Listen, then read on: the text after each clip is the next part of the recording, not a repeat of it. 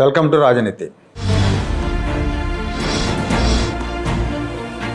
వివాదాస్పద సినీ దర్శకుడు రామ్ గోపాల్ వర్మ ఒంగోలు రూరల్ పోలీసులు ఎదుట విచారణకు హాజరయ్యాడు. ఈయన విచారణకు హాజరు కావడం ఇది రెండోసారి. గతంలో ఒకసారి హాజరయ్యాడు. ఈయన ఎన్నికలకు ముందు తీసిన వ్యూహం అనే సినిమా ప్రమోషన్లో భాగంగా చంద్రబాబు నాయుడు గారు, పవన్ కళ్యాణ్ గారు, లోకేష్ గారు ఈ ముగ్గురు ఫోటోలని మార్ఫింగ్ చేసి సోషల్ మీడియాలో పోస్ట్ చేశాడు. దీని మీద ప్రకాశం జిల్లా మద్దిపాడు పోలీస్ స్టేషన్లో ఫిర్యాదు ఒకటి నమోదైంది. మద్దిపాడు మండలానికి చెందిన ఒక వ్యక్తి ఫిర్యాదు చేశాడు. ఈ ఫిర్యాదును బేస్ చేసుకుని నవంబర్ 10వ తారీఖున పోలీసులు కేసు నమోదు చేశారు. నోటీసులు ఇచ్చారు రామ్ గోపాల్ వర్మకి, వచ్చి వివరణ ఇవ్వండి అని. నోటీసులు ఇచ్చినా కూడా ఆయన వివరణ ఇవ్వడానికి రాలేదు. పైగా నేను షూటింగ్లో బిజీగా ఉన్నానని రకరకాలుగా మళ్ళీ దాని మీద కూడా వ్యంగ్యంగా పోస్టులు పెట్టడం ఇలాంటివన్నీ చేశాడు. కొంతకాలం దాగుడు మూతలు ఆడిన తర్వాత కోర్టుకి వెళ్ళాడు ముందస్తు బెయిల్ కోసం. కోర్టు విచారణకు సహకరించాలనే కండిషన్తో ఇతనికి బెయిల్ ఇచ్చింది. ఆ తర్వాత ఫిబ్రవరి నెలలో విచారణకు హాజరయ్యాడు.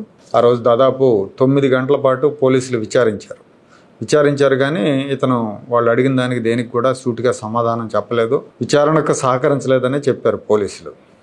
ఫోన్లు స్వాధీనం చేయమని అడిగితే తన ఫోన్ తన దగ్గర లేదు, అసిస్టెంట్ దగ్గర ఉందని చెప్పాడు. అప్పుడు ఆ ఫోన్ నంబర్ ట్రాక్ చేస్తే ఒంగోలు వైసీపీ ఆఫీసులో ట్రేస్ అయింది ఆ ఫోన్ స్వాధీనం చేసుకోవడానికి పోలీసులు వెళ్తే అక్కడ వైసీపీ నేతలు అడ్డుకున్నారు. ఒంగోలు నుంచి వైసీపీ తరఫున లోక్సభకు పోటీ చేసిన చెవిరెడ్డి భాస్కర్ రెడ్డి పోలీసుల మీద వాగ్వాదానికి దిగాడు.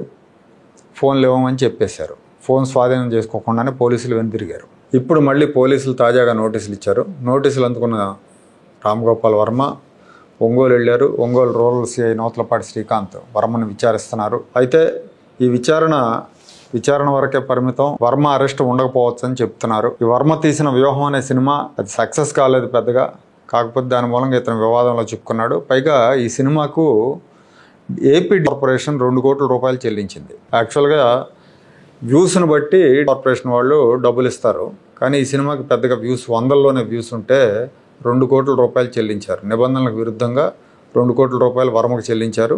ఈ విషయం కూడా కూటమి ప్రభుత్వం అధికారంలోకి వచ్చిన తర్వాత జీవీ రెడ్డిని ఏపీ కార్పొరేషన్ చైర్మన్గా ప్రకటించిన తర్వాత ఆయన బాధ్యతలు తీసుకున్న తర్వాత ఆయన అన్ని పరిశీలిస్తూ ఉంటే ఇది బయటకు వచ్చింది.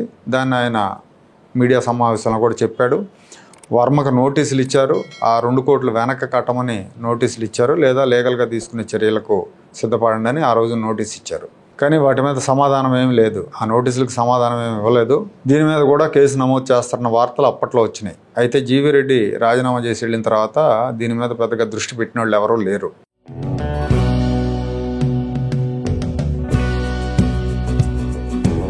Like, share and subscribe to Rajaniti channel.